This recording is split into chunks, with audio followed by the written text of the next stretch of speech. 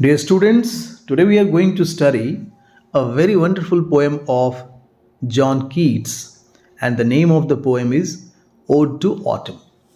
तो John Keats के बारे में सबसे पहले हम लोग जानते हैं।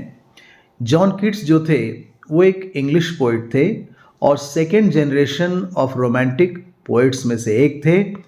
इनके साथ के जो कवि लोग थे उनमें से लॉर्ड बायरन का नाम आता है, पर्सी बाइस शेली जिसको पीवी शेली भी कहते हैं उनका नाम आता है।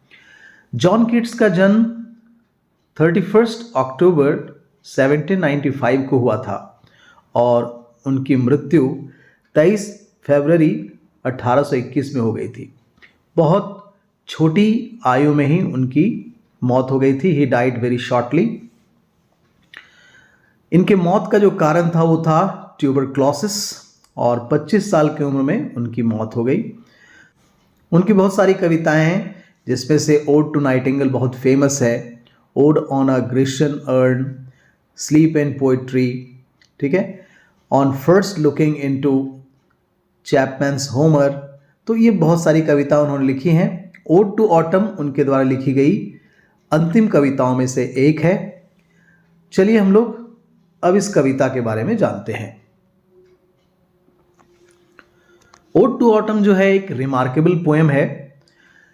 इसे जब कंपोज किया गया तब का समय सितंबर 1819 था और इसे पब्लिश किया गया 1820 में। इसीलिए चूंकि 1821 में इनकी मौत हो गई थी तो ये अंतिम कविताओं में से एक है। तो कीट्स ने बहुत ही एक्सप्लोर किया है यहाँ पर एक क्रिटिकल थिंकिंग, और ऑटम सीजन के बारे में उन्होंने लिखा है। वो नेचर को बहुत ही करीब से जानने की कोशिश करते हैं। वे हमेशा नेचर से बहुत प्रभावित होते थे और नेचर से उन्हें एक सेंसेशन मिलता था।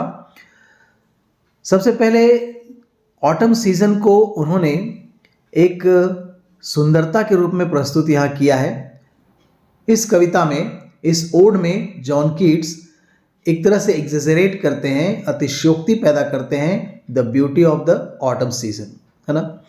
ये जो पोएम है इसमें फुल ऑफ पैशन और एक्साइटमेंट आप देखेंगे कवि की, और बहुत खुश होते हैं, इज़ वेरी डिलाइटेड जब वो देखते हैं नेचर को आसपास।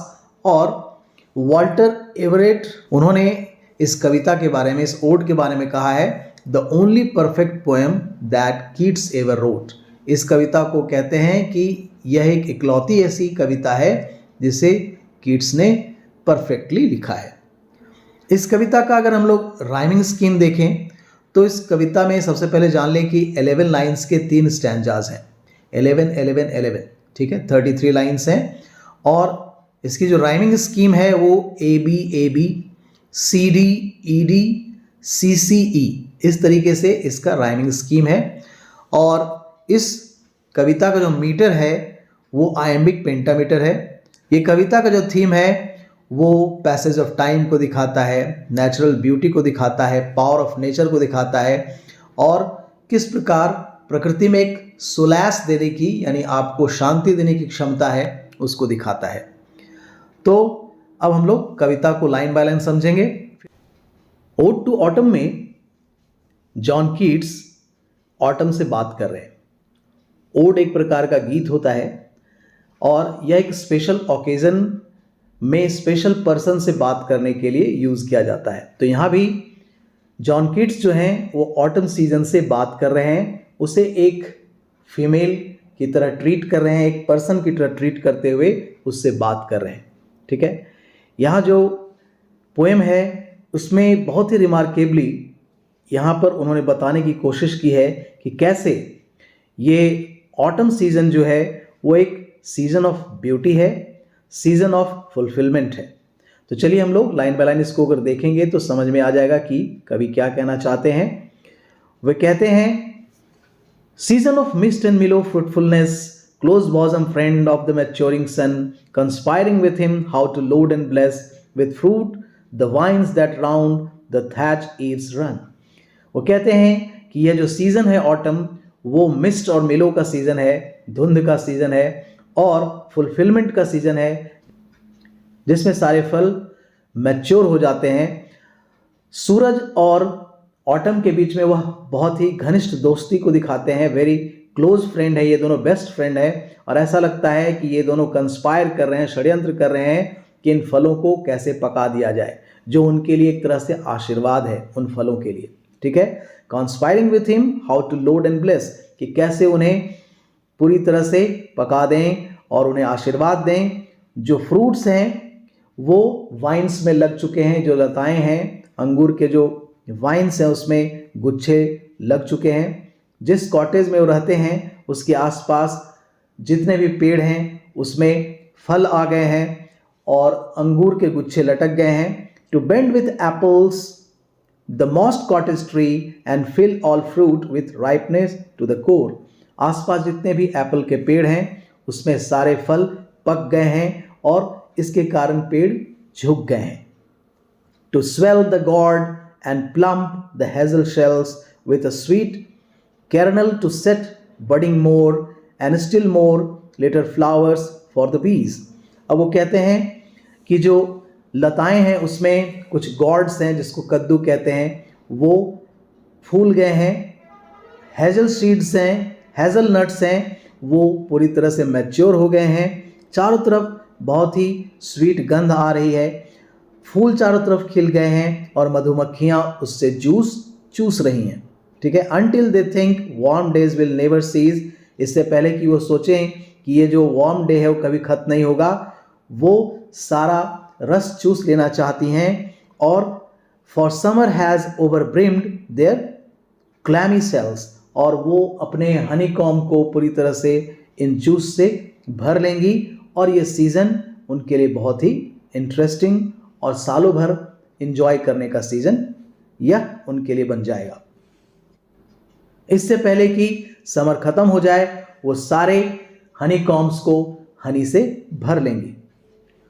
सेकेंड स्टैंजा है, who hath not seen oft एमिड Dai store, sometimes whoever seeks abroad may find thee sitting careless on a granary floor, thy hair soft lifted by the winnowing wind। अब क्या है, यहाँ पर autumn की तुलना वह एक लेडी से करते हैं और पर्सोनिफाई कर रहे हैं। ठीक है, उन्होंने इस स्टैंजा में ऑटम को एक हार्वेस्टर कहा है, ठीक है, एक ग्लीनर कहा है, एक रीपर कहा है और एक साइडर प्रेसर कहा है। तो कैसे कैसे कहा है, वो कहते हैं कि किसने तुम्हें नहीं देखा है, तुम्हारे स्टोर के पास जहाँ वो खलिहान है जहाँ तुम बैठी हो और तुम आराम से बैठी हो, केयरलेस होकर बैठी हो उस ग्रेनरी फ्लोर पर। ठीक है, तुम्हारा जो बाल है वो चलने वाली हवाओं के कारण ऊपर उठा हुआ दिखाई पड़ रहा है। तुम आधे फसलों को काट कर, यहाँ पर रीपर कहते हुए वहाँ अब बता रहे हैं कि वह ऑटम एक रीपर की तरह जो फसल को काटता है, आधा काम करके आधी फसल काट के वह सो गया है, आराम कर रहा है। और on a half reaped furrow sound sleep, drowsed with the fume of poppies, while thy hook spares the next swath and all its twined flowers।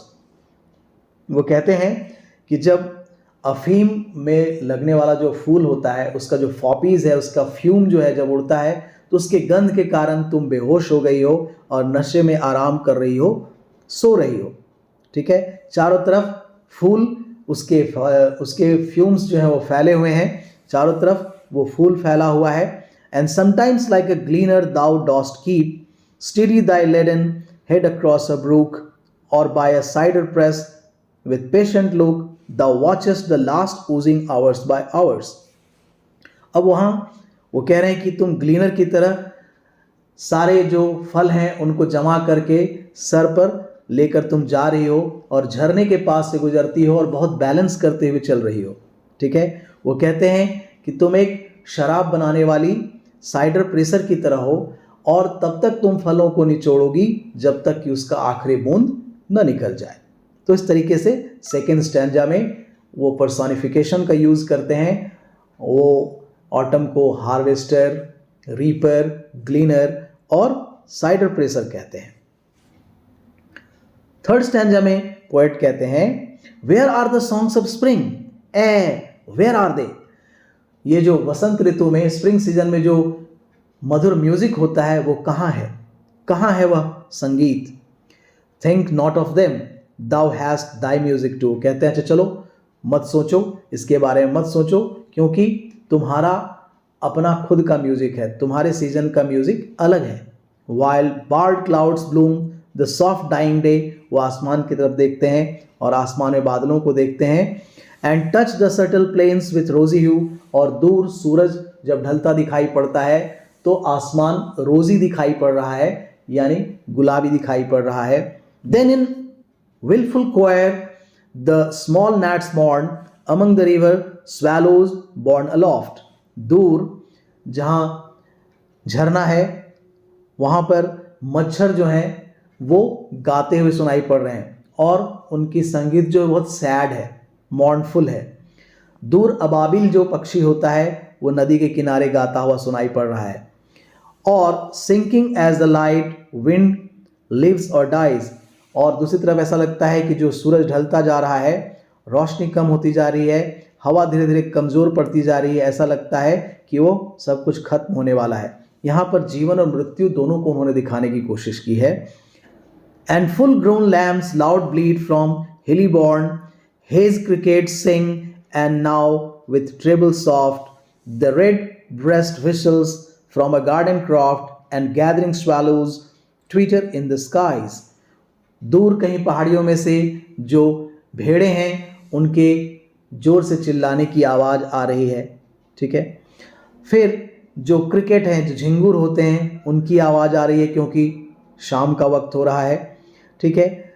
जो रेड ब्रेस्ट जो पक्षी हैं, जिनके ब्रेस्ट जो हैं वो लाल दिखाई पड़ रहे हैं, विसिल करते हुए दिखाई पड़ रहे हैं।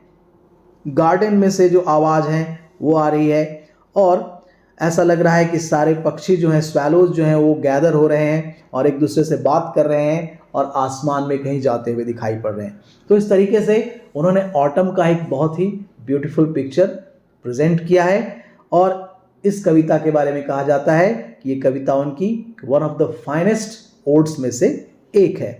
तो फाइनली हम इस कविता में क्या पाते हैं कि ये जो पोएम है जॉन कीट्स का, वो एग्जेजरेट करता है the beauty of the autumn season, ठीक है। और वो दिखाते हैं रीडर को कि उनकी पावर ऑफ इमेजिनेशन कितनी स्ट्रांग है। He shows of his readers the power of his imagination. यहाँ पर जॉन कीट्स जो हैं वो अपने पावर ऑफ इमेजिनेशन से ऑटम की खूबसूरती को दिखाया है। ऑटम के बारे में वो कहते हैं कि लोगों ने इसको हमेशा डिस्क्राइब किया है कविताओं में as a symbol of melancholy, यानी एक दुख का संकेत, होपलेसनेस का संकेत, डिस्पेयर का संकेत। लेकिन जॉन कीट्स की नज़र में यह जो सीज़न है वो सीज़न ऑफ जॉय है, जो खुशी लाता है, और फलों फूलों की यह ऋतु है, और यह ऋतु लोगों को मैच्योरिटी सिखाती है, और जितने फल हैं उनको यह मैच्योर कर देती है। तो डियर स्टूडेंट्स, इस तरीके से आप समझ सकते हैं कि यह एक बहुत ही ब्यूटीफुल पोएम है, एक ओड है, एक गीत है। So I hope now you understand this poem well. Thanks a lot for watching the video. Keep watching, keep sharing. Bye bye.